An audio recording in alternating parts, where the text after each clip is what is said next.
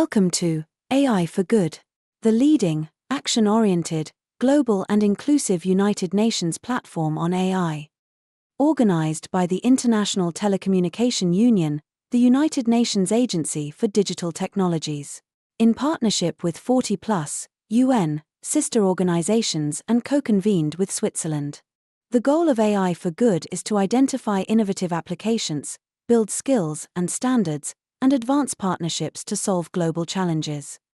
In today's AI for Good event, we are counting on you to use the live video wall feature to ask questions and post comments to help create an engaging discussion. We encourage you to stay until the end to chat, connect, ask questions, and network with our distinguished facilitators and world-class AI experts in the neural network. It is now time to kick off the session and welcome our first speaker. The floor is yours. Hello, everyone. Thanks for joining the ITU AI for Good Biodiversity series, which is being jointly hosted by myself, Sarah Beery, and Lily Xu. I'm Dave Thau, WWF's Global Data and Technology Lead Scientist, and I'll be your host for this session. As we continue to harness the power of data and technology to understand our world, from tracking biodiversity loss to building sophisticated AI models, we're also confronted with urgent ethical questions. Who owns the data? Who benefits from it? And how do we ensure that the use of data doesn't reproduce the harms of the past? At the center of this conversation is the principle of data sovereignty, the right of people, organizations, communities, and indigenous peoples to govern the data that originates from themselves, their cultures, and lands. This is not just a matter of ethics, it's also a matter of sustainability and of justice. Indigenous peoples are protectors and knowledge holders of much of the world's remaining biodiversity, not by accident, but through generations of deep reciprocal relationships with the land. Their knowledge systems are critical to any serious effort to protect ecosystems and confront environmental crises. Yet, too often, these communities are excluded from the decision-making processes that affect their territories, and their knowledge is extracted without consent or benefit. The importance of data sovereignty for Indigenous peoples, and really for everyone, is why I'm so happy today to welcome Dr. Krystal Tsosie, who has thought deeply about these issues. Dr. Tsosie is a genetic epidemiologist bioethicist, assistant professor at the School of Life Sciences at Arizona State University, and associate director of the Biodiversity Knowledge Integration Center at ASU. She's a national and global leader in advocating for ethical research practices that center Indigenous perspectives and agency. Dr. Tsosie's work is internationally covered in the media, and she is on ethical advisory boards for many national and international organizations, including work with the National Academy of Sciences, Engineering and Medicine, the World Health Organization, and the American Society of Human Genetics. And as co-founder of the Native Biodata Consortium, the first Indigenous-led biobank and research institution, Dr. Tsosie is reimagining how science can serve rather than exploit communities. Her research areas include a focus on Indigenous communities and people in health and biodiversity genomics. She is also an expert in data policy, governance, and developing digital tools rooted in machine learning approaches to advance tribal-led data-based bioeconomies. Dr. Tsosie, it is a great privilege to have you with us today. Please tell us about your work. Yeah, thank you so much for that kind introduction and welcome. Yet, I am on the US on Pacific time right now. So for me, it is morning. That's how I say good morning. That's Dr. Krystal Tsosie. I am so honored to deliver for the first part of this a quick talk on some of the complex issues related towards protecting biodiversity, and some of the issues that you raised in terms of my introduction related to how we can integrate emerging technologies in DNA, think about more about data policy and ethics, and then also what is going on with AI in these spaces. And in this case, my title is AI for artificial intelligence and not AI for American Indian. Is it okay if I continue with my talk? Okay, great. Awesome. Yeah, please. Thank you. So I first want to start with just this sort of this understanding that the way that historically and through philosophy, through Western quote unquote approaches, there's a situation of humans as being as supreme beings and this hierarchy of thought where humans are the individuals that are capable of being conscious beings, of creating complex systems of thinking and language, etc. And sometimes this is like really quickly running through some philosophy. If we just like look to Descartes, for instance, there's this description of the universe as being described between mind and matter, and humans possessing minds, but that animals were simply biological machines. So if we think about this in terms of like an indigenous philosophical approach, if we go to like Blackfoot philosophy, Leroy Littlebear, Dr. Littlebear says that in the indigenous world, everything is animate and has spirit. All my relations refers to relationships with everything in creation. Knowledge is the relationship one has to all my relations. I also want to point to this wonderful essay. I think everyone should read this. It's incredibly accessible. Thinking about the relationship and the responsibility of humans to steward all non-human kin, to also include artificial intelligence. And this is actually told in perspective of four different indigenous traditions. And I love this first sentence. Man is neither height nor center of creation, which is, and this is core to many indigenous epistemologies. And we really have to think in terms of mutual beneficial discourses and really think about how we're situating humans in terms of our relationships to all non-human kin. This is something that I think is incredibly important when we think about how we think about languages and how we think about the organization of data and how we think about the organization of data and complex systems in the world around us as well. So, for instance, we think about certain computational languages being relational and the construction and structure of data being in tables to make that data of some sort of operational use for the human user. If you also think about just like the world around us, you can take like this huge global ecosystem and like constantly take smaller little slices of life going through, like, for instance, just like the microbiome or microbiota, and then really think about how data is constructed and how we think about these layered complex systems that make our universe. So if we're thinking about data as relations and data as kin, then we really need to think about our relationships and our kinship to data. And then rather than thinking about data as something that we own, really thinking more about data as something that we steward. And this is incredibly important when we think about ownership and when we think later actually about intellectual property and also who this benefits. So I'm jumping quite a little bit because this is a shorter talk, but really quickly thinking about who is this like biodiversity data servicing? And is it servicing the individuals who have stewarded much of the many of our indigenous associated knowledges? And I'm thinking like medicinal plant knowledges.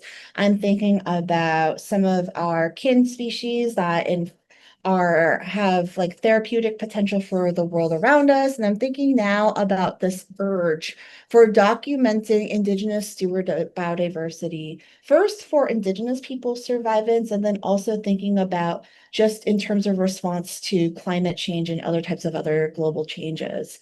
And there's this urge to publish this in publicly available sources and to deposit this into other systems, hopefully to broaden the reach and broaden the impact for good.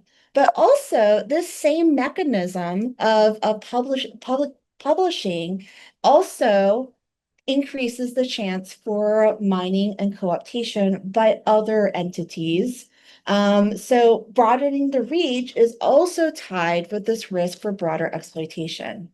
So taking a step back, I think if you were to look at this gilded canopy, which is at in the London Natural History Museum, it has like all these wonderful depictions of botanical knowledges that have largely ascribed to the supposed discovery of white settler scientists. And yet, many of these plant knowledges have actually been stewarded by global indigenous peoples, and many of the medicinal knowledges actually come from people who've been disempowered, people indigenous peoples to the Americas and also in Africa. But we have this power dynamic of thinking about the discovery within the lens of Western science. And we have to acknowledge that indigenous peoples have long acted as scientists and data stewards. Like in our own traditions, like for instance, in my own, as a Diné person, we've had our own understanding of kin or like clanships or kinships through genetics, and our systems of how we construct who we are is based off of our understanding of genetics. How we think about genetic modification and how we also think about the protection of plant and medicinal knowledges, as mentioned previously. We also have like our own like early ledger systems, like a non-ledger system. Like for instance, the Moa stones from those in the Pacific Islands served as like an early form of blockchain. So we really have to stop like thinking and situating science and data science within purely Western constructs, because that's actually substantiating some of these power claims that have emboldened these claims and have privileged certain systems and knowledge bearers over traditional knowledge bearers. And just understanding that these forms of practices actually predate most canonical universities. This is incredibly important because, like, I think if you just trace how we think about biodiversity and conservation, it has rapidly changed and almost to like demonizing indigenous knowledges, and then now thinking about indigenous knowledges as key to sustainability. So, like for instance, before many settler colonialists settled into some traditional homelands and territories, indigenous agri-systems were considered backwards or primitive. Yet many cash crops and medicines result from colonized lands and knowledges. Then we have this sort of utopic era of the Green Revolution, where it was supposed to end a famine and really reduce worldwide hunger and build about like equity. And what ended up happening is we had like a drastic reduction in the number of plant species constituting our diets, a huge mechanization and industrialization that related to increased biodiversity loss, huge amounts of greenhouse gas emissions, a degradation of local ecosystems, and just like the power concentrated by corporations and other empowered entities. And now we're coming to this stage that I call like rescue indigeneity, where people are looking to indigenous knowledges as now key to sustainability. It's like a complete 180. And now there's a lot of interest in looking at seeds and varietals that have been long stewarded by indigenous peoples, or these seeds and varietals that have been in museums or deposited in global seed banks to rescue biodiversity and to think about using gene editing approaches to reintroduce biodiversity in these monocultures that we've created. So this comes to a really key question. If we're going from the collection of indigenous genetic knowledges and we're promising community benefit, how actually are we getting from stage 1 to stage 3? Like this has never actually been clearly articulated. It's like, what happens is that the onus falls on usually the community members that provided the data to disseminate their own benefits out of the system. And then the people that were extracting the data and the knowledge, I mean, they end up profiting or benefiting first. So from a simple like equity and justice question, if the people that provided the data and traditional knowledges are not among the first to benefit, then who is? And if it's not them, then how do we fix this dynamic to ensure equity and fairness and justice? I have like a couple quick examples. One, like in many cases, the tides are turning. This is a headline from Science Magazine from not too long ago, 2016, in which as tale as old as time emerged. We had researchers from a European institution ask community members and traditional knowledge holders about a plant that had anti-malarial properties. The researchers took the plant, they isolated a compound, patented and published on its therapeutic property, but they didn't attribute the source of that knowledge to the traditional knowledge holders. But what happened in the course of this article is that many global researchers actually um, lambasted this core set of researchers by stating that the failure of them to obtain the prior and free consent of the informants raises some ethical issues. And in the post-colonial context, it is time for actors to respect each other. So in this scenario, then the researchers went back and actually attributed the source of their knowledges back to the community members. But this is not always the case. So for instance, now we have a new type of appropriation that's occurring in a plant that we utilize a lot among North American indigenous traditions, which is sage. This is an old quote from a wonderful blog by Dr. Adrienne Keene that used to exist called Native Appropriations. But I love this quote, like the sale of Native spirituality is easily $1 million industry, not even including all the culture vultures and white shamans who sell fake ceremony. So we're thinking about sage, and we're thinking about like not so long ago in the late 1800s, this was a Lakota elder, a medicine person that was imprisoned for trying to give these traditional medicines to his people as a form of medicine. And it was considered like against the Assimilation and Termination Acts by the US government at the time. And yet now we have this cultural zeitgeist where smudging has entered into the mainstream, and it is so popular that you can't even find it in Walmart online. And what's happening is you have this like shadow industry that has emerged, people who are not traditional keepers of this plant, and they're basically going onto state lands that used to be tribal lands, and they're pulling up sage like by the root and stuffing it into black garbage bags just to feed this emerging industry. So this is a wonderful and a scary article by Vice magazine called The White Sage Black Market describing this. But to sort of go full circle with where genetics falls into place with this, like this is Cell, this is a high impact journal. And this is now scientists who are looking yet again to utilize and sequence the plant to understand something more about its therapeutic properties. And you can kind of see the cycle of exploitation starting to emerge yet again. So how do we change the cycle of innovation to be equitable? How do we move from ownership to stewardship? And how do we fit benefit sharing models within institution policy structures that are so entrenched and characterized by colonial histories and praxis?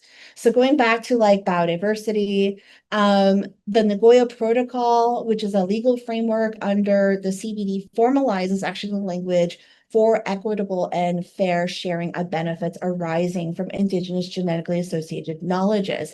It actually, in language, states that there should be an equitable return of benefits to those who provide samples.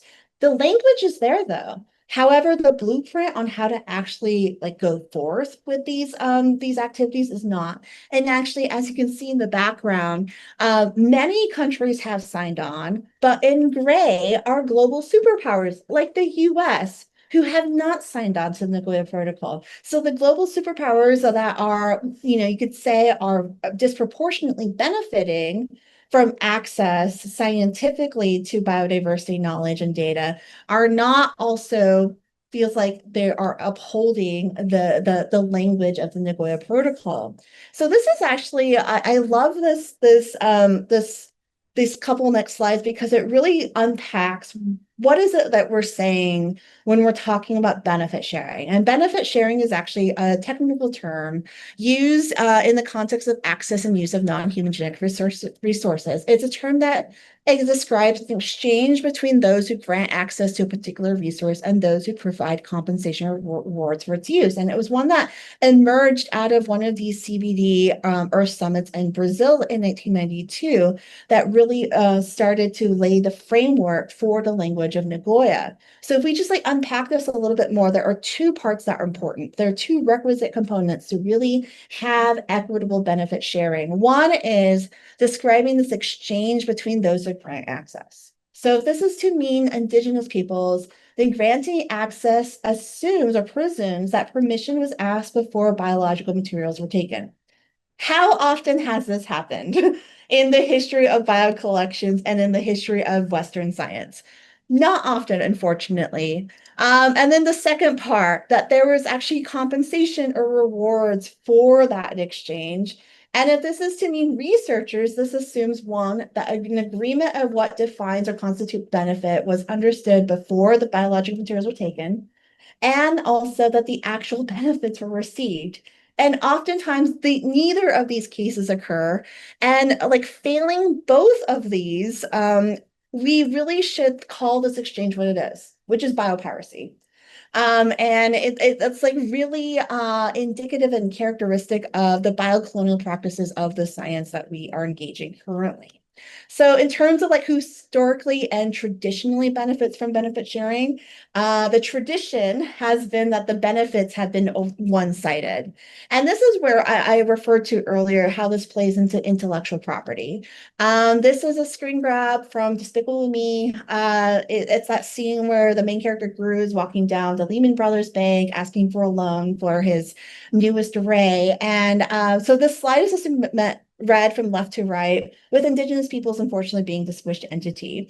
And if we're thinking about the intellectual property game, Indigenous peoples are unfortunately, like all the power dynamics are stacked against us. So universities, since 1980 through the Bayh-Dole Act, have been able to we've been permitted ownership over federally sponsored research. And unsurprisingly, universities have large tech transfer teams to be able to protect that right.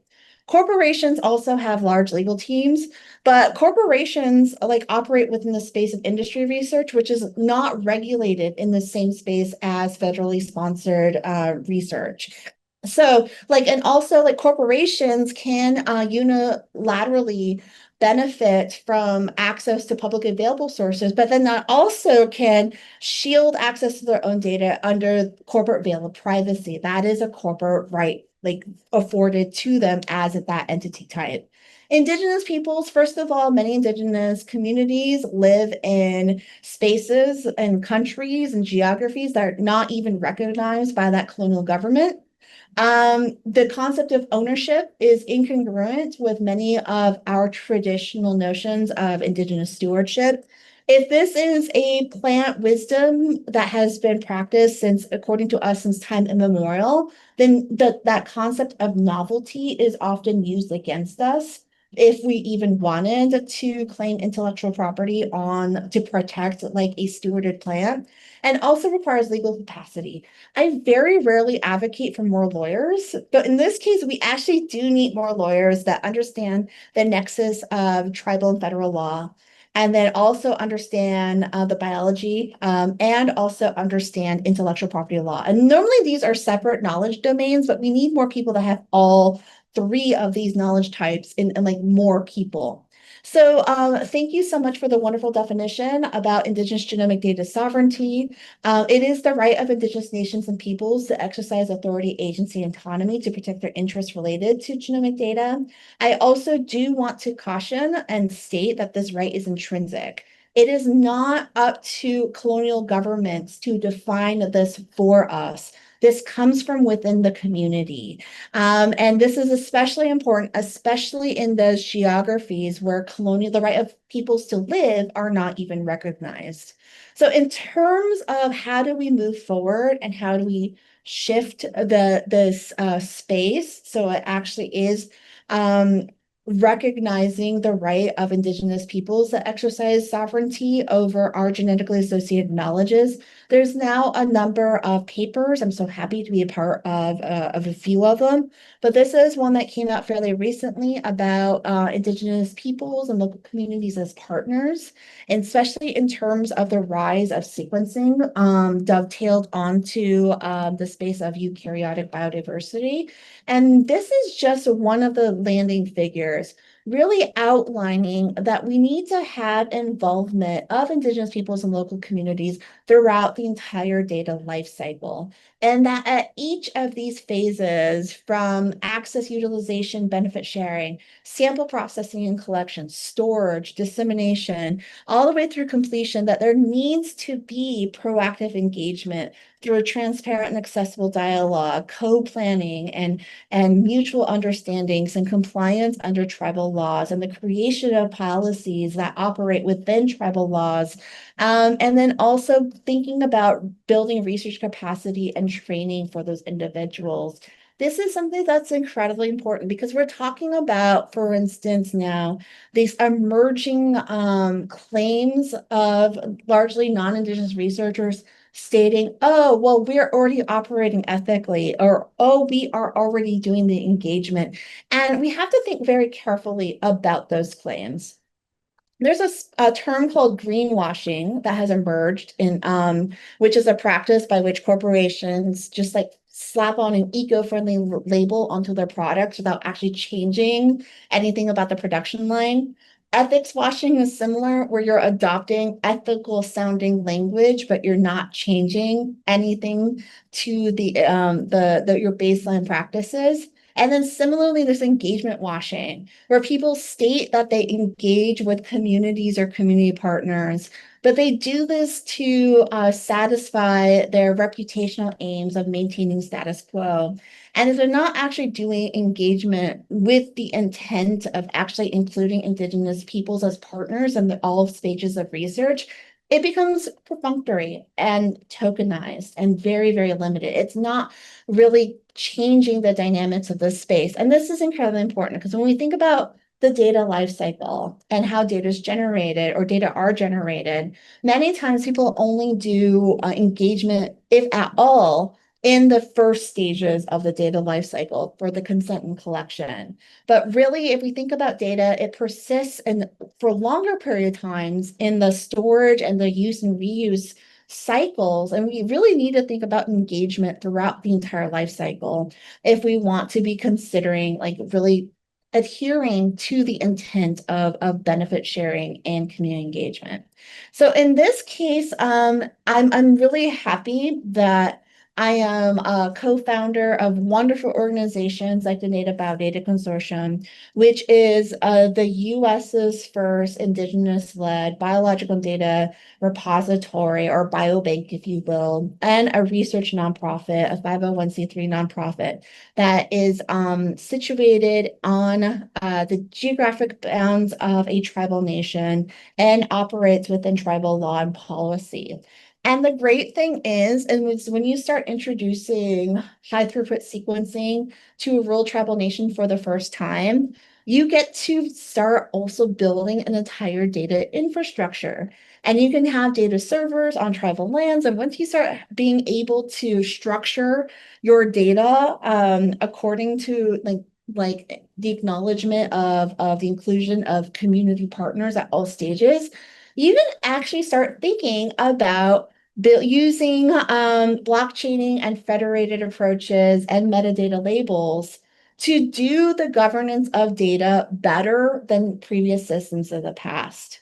So this is like a challenge that many people state, oh, we can only do broad or blanket consent because it's too logistically burdensome to re-ask community members for newly consented uses of their data.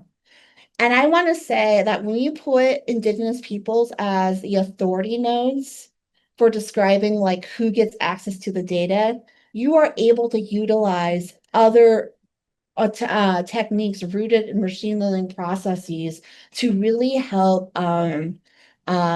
facilitate those processes. So this is a paper that we published in Cell in 2022 that really describes using blockchain to think about cryptographically linking these transactions or the sharing of data and situating members as the authority nodes to decide who gets to be able to access the network, what types of sharing requests get accepted or rejected, and also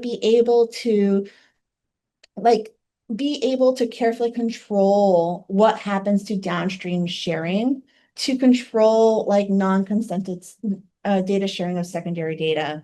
And we can also then situate community members as providing the administration of governance, storage, and security by their rules.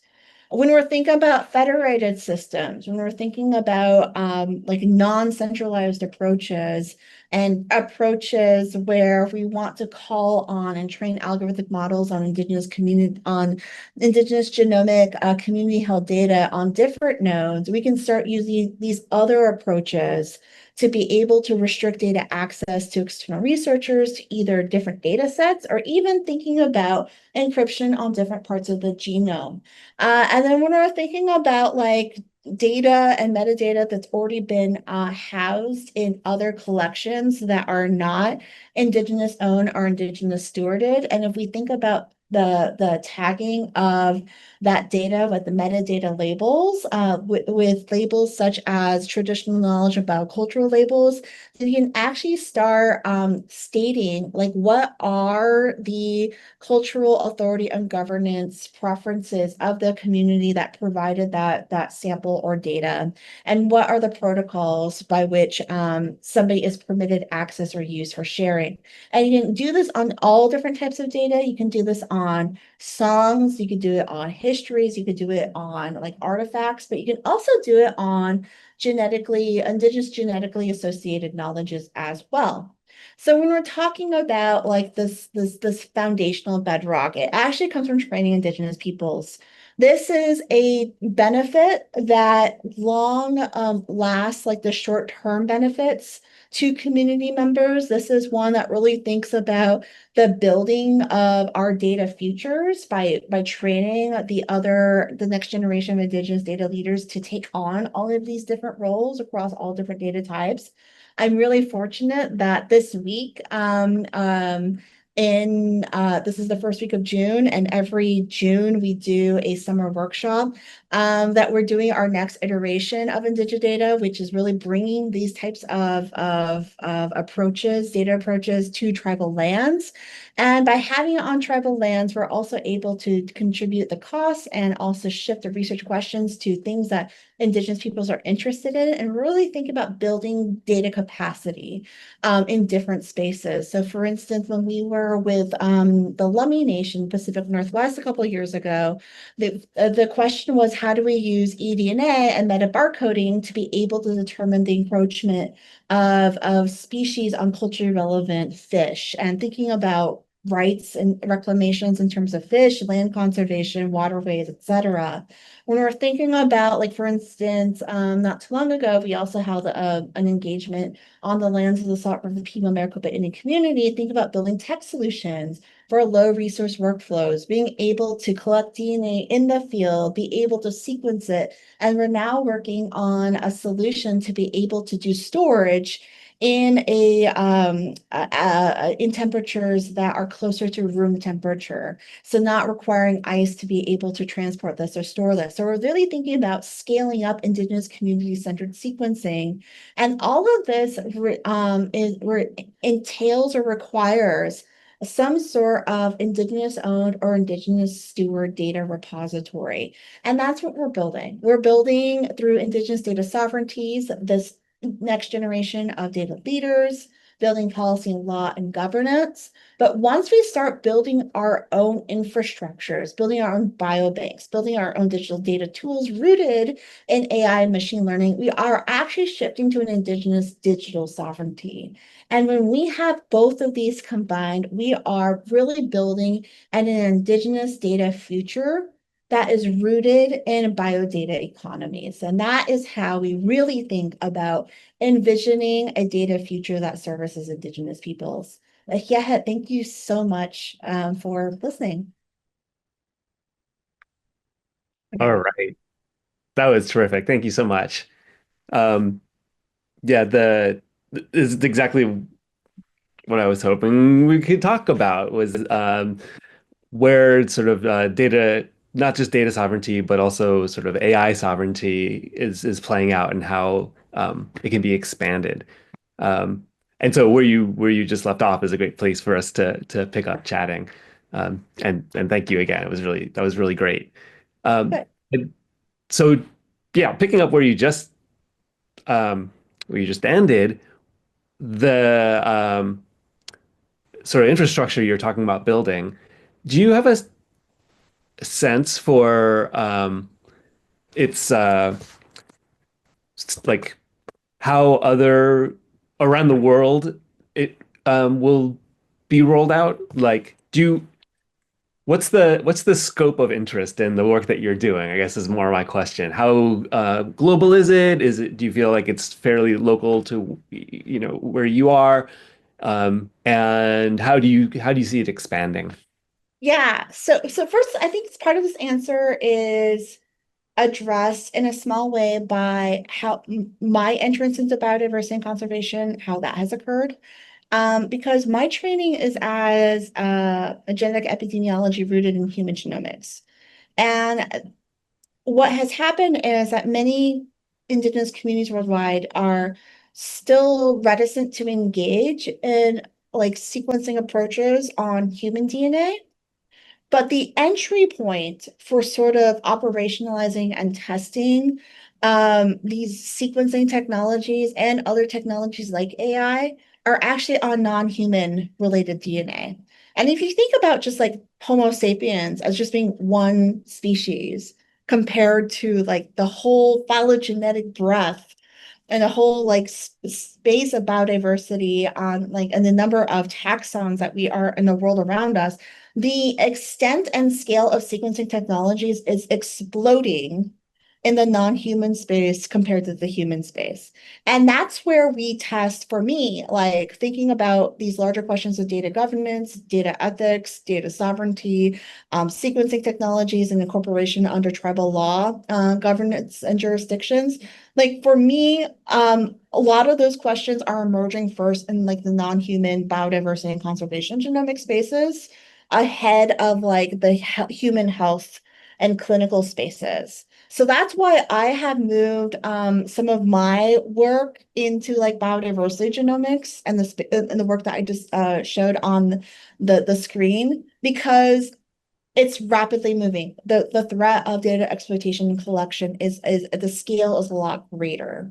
And I see that worldwide. Many global indigenous peoples, and again, this is like a mass generalization, are maybe not seeing the interest related to like human health because that's tied with also the delivery of just preventative healthcare access, which is structural and complex, but they're also seeing like the interest in like the theft of like climate or like for instance there's a huge interest in drought resistant crops, Mhm. especially in areas that have been adapted for those types of species that now industry is wanting to take over, or that these large mechanizations of monoculture, for instance, banana, for instance, is a good example. The current Cavendish variety just takes like one new disease and it can like decimate or wipe out the entire industry. So there's like all of this interest of, okay, what types of historical or um, uh, um, other types of varietals can gene diversity can be gene variation can be reintroduced to sort of protect against this immune susceptibility issues. And that's coming from like cultural museums, old plants that have been taken from tribal communities in the past that have just been sitting in some museum for long periods of time. And those are the species that are of interest for sequencing. Hmm. Do you see do you see communities around the world sort of being interested in the work that you're doing for that purpose? Like, what are the like the networks that exist for sort of transmitting more of what you're talking about globally? I think it I think it depends because there are community specific labs that are emerging. There are some community labs that are emerging, for instance, in the Amazon. There are some community labs that are emerging in by Pacific Islanders. There are some community labs that are emerging in from First Nations Canada. There's some small community labs that are emerging in Aotearoa, New Zealand, right? And they're very centered and focused on the cultural preservation of plants that are central to Indigenous people's ways of life. Like, for instance, certain types of starchy potatoes are like central to the diet. And there's a lot of interest now from like just the larger global culture, but then also industry on different potato species, for instance. That's just a for instance. Some of this is translating in different ways. Like, for instance, I believe it was the Cherokee Nation that partnered with Svalbard,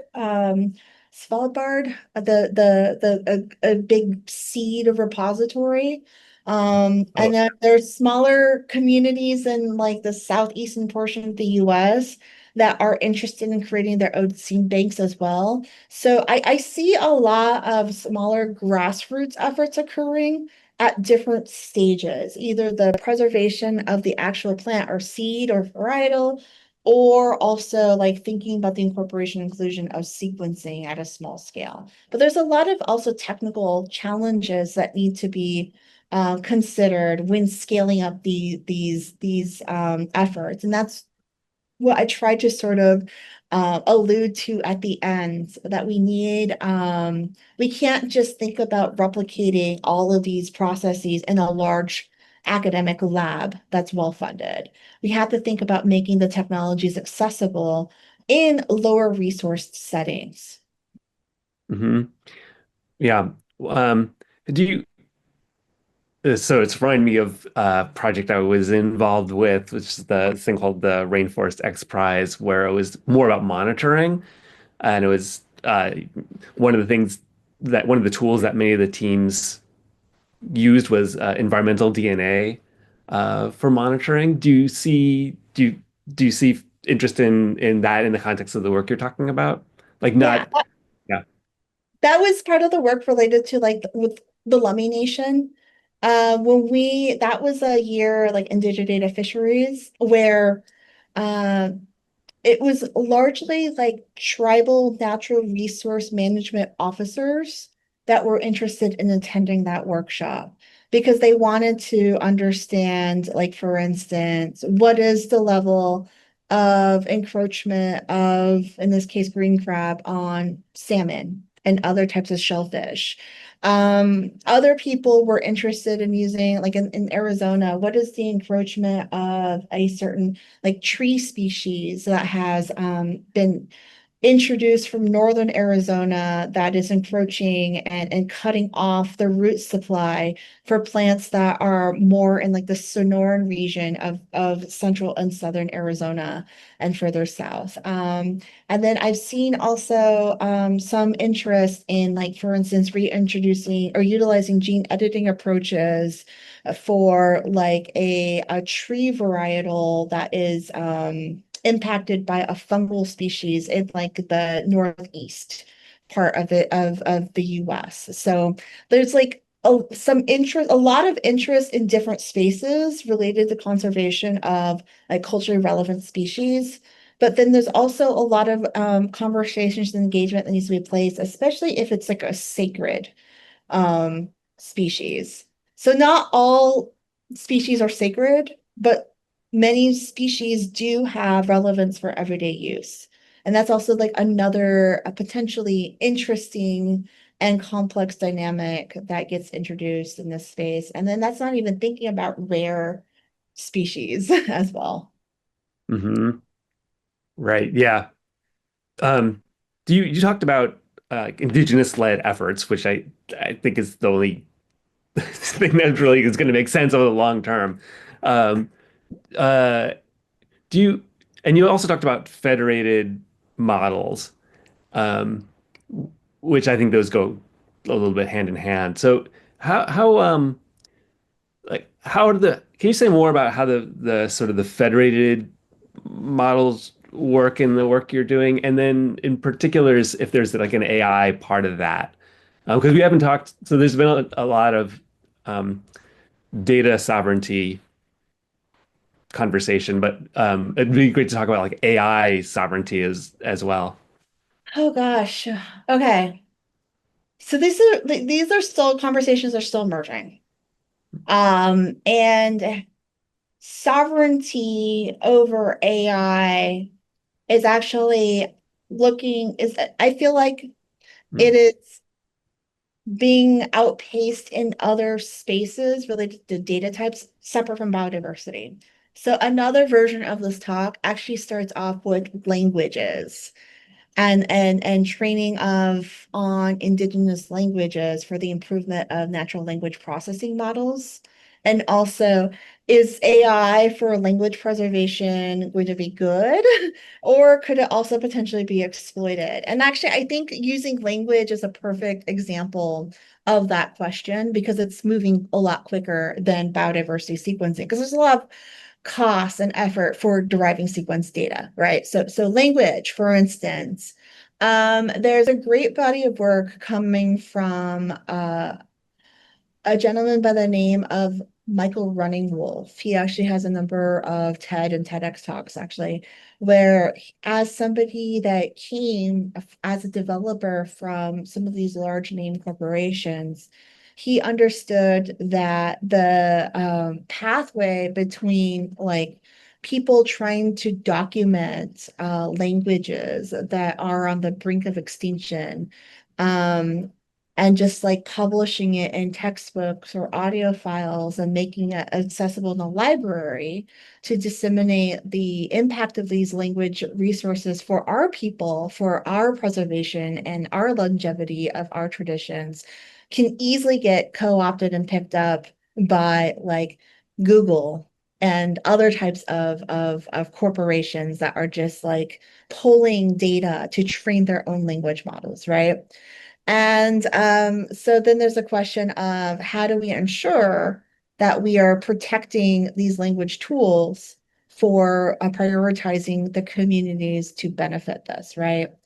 And this is like thinking about moving away from everything being centralized and everything being deposited into something.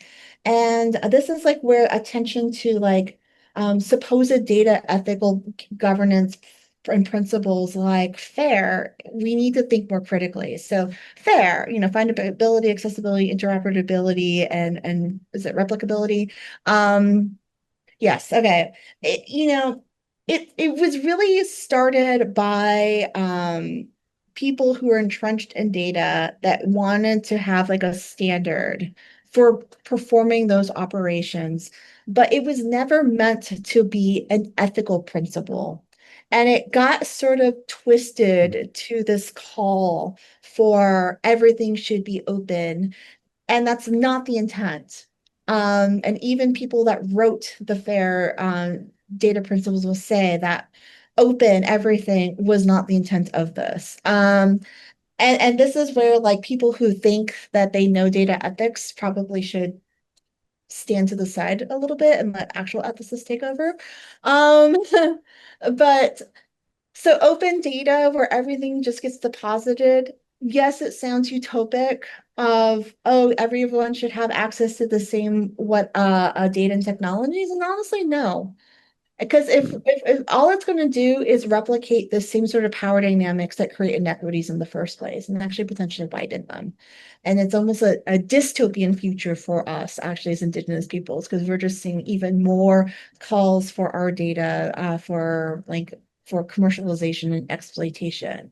So then, having everything that is under like indigenous complete stewardship and ownership either has logistical challenges as well. It requires a lot of local capacity and a lot of infrastructure that's already created, and that doesn't always exist. And it also needs a reclamation of the data to be redeposited back. And people are not going to be willingly giving up data back to tribal communities.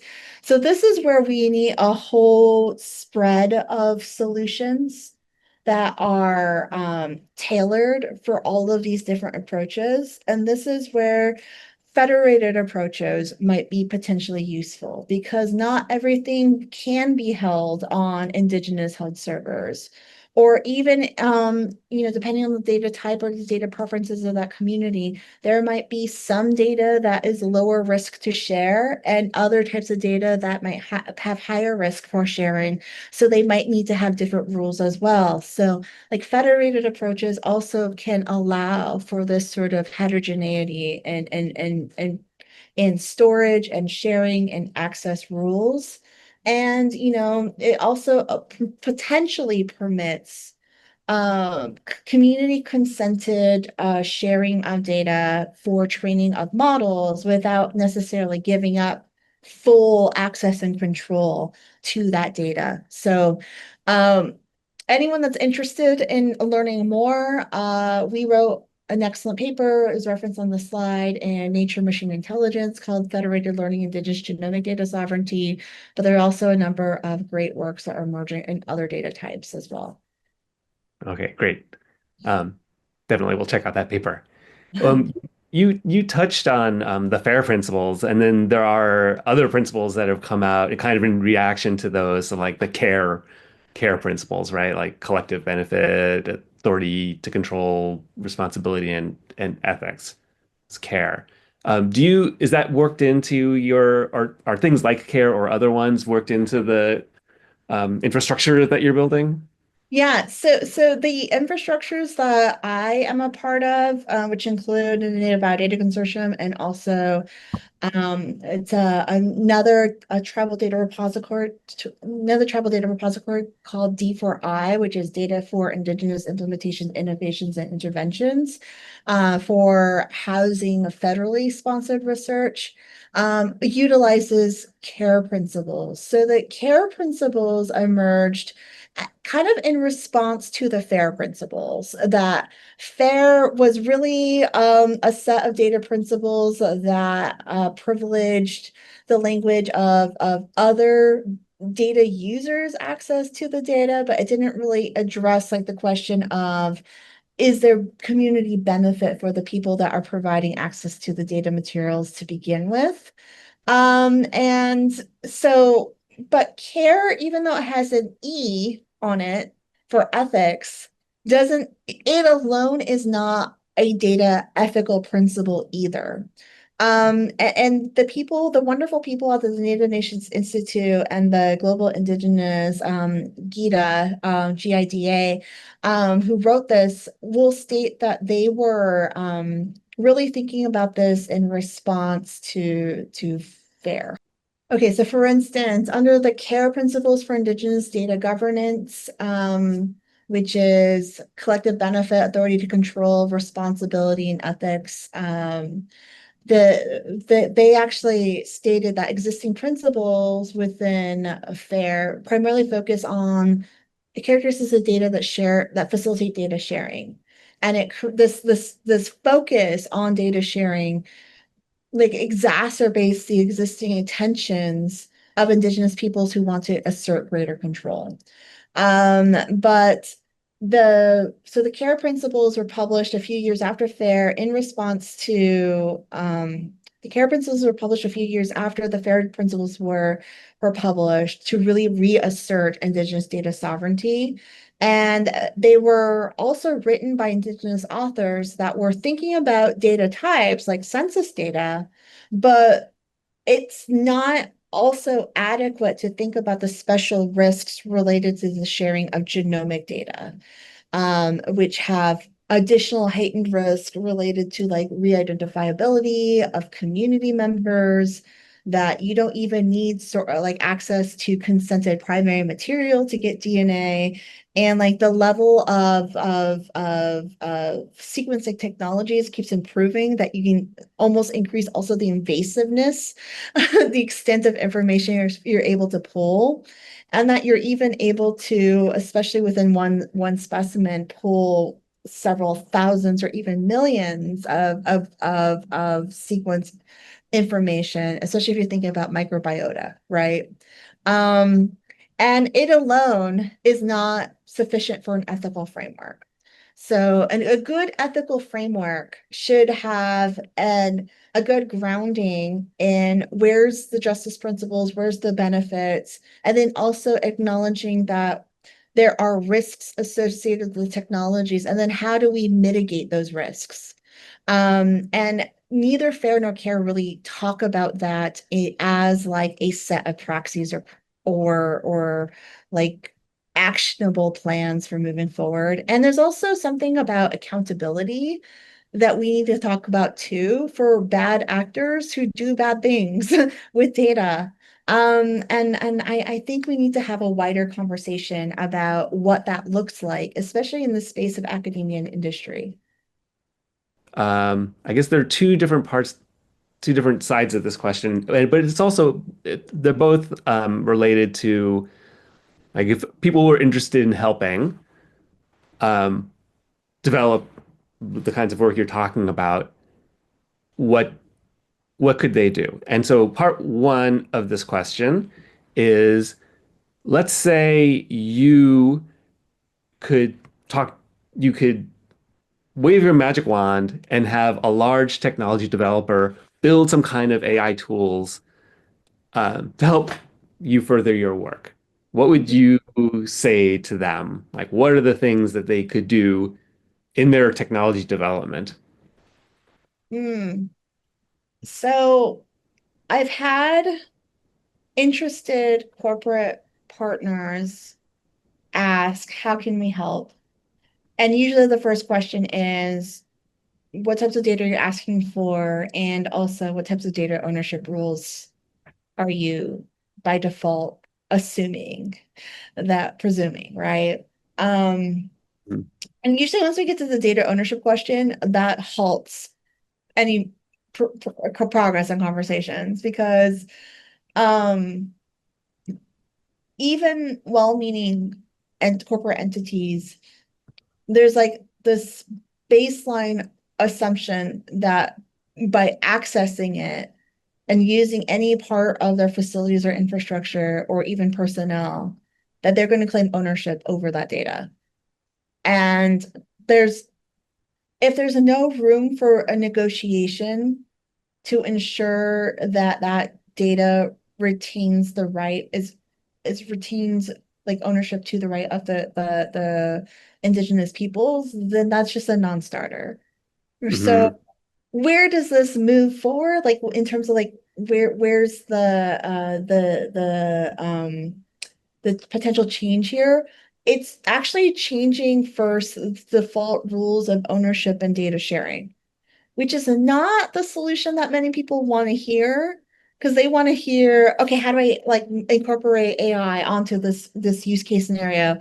And it's like, well, we're not even there yet. We have to first talk about these other processes. And I'm sorry if that's boring or if that is like, not satisfying, but that's the reality. We need to change the power dynamic of the space first. Yeah. Yeah. Yeah. Well, that's part of the root of my question. Like, there's this techno solutionism, right? Where you've got people who are technology developers and they're just like, okay, how do I apply my thing here? And maybe the answer is you don't yet. We got to work on other things first. Yeah. Yeah. So, and this is where like learning about being informed about the data transfer rules and ownership and being well versed in contract language and data transfer, access, ownership, and use and memorandum of agreements is incredibly important. And learning how to like leverage legally changes in those legal processes is important. Because we don't want to find ourselves in a scenario where we thought that we were entering into a good faith proposition to develop a tool and then learn later on, up, the data now belongs to someone else, and now we can't even use it for our own purposes. Because that's going to be more detrimental than the short-term gain of whatever the initial ask was. Hmm. Well, there's also the federated AI part. Like I think apart from the data, if you separate the data from the question and just focus on the technology itself, if you can, you Mhm. know, maybe further development on pushing the federated data aspects of it, or you talked about blockchain, like pushing on the blockchain part of it might be something as well. It could be something as well, but that still requires like some basic infrastructure in place or basic policy in place to be able to implement that. You're not just going to like just drop blockchain technology on a tribal community and have them be able to readily implement it. You're going to have training. You're going to have the resources built. You're going to have the servers. You're going to be able to have like data that's pulled and curated for use that's ready to be used, and that's not always the case. So I think they're, I think people honestly are going rushing straight forward to AI as like the solution for everything. And they're forgetting that there were all these other existing problems with data to start with. And it's annoying and naive. Mhm. And that's not going to be in the long term useful either to keep chasing the new fangled technology. We need to be really thinking about the existing structural power dynamics that are at place already. Right. Yeah. Okay. All right. So I'll take that. I think we are coming up on time. Okay. Um, so I'm going to do the other part of the question, which might have a similar answer. I'm not sure. Which is take corporations out of it.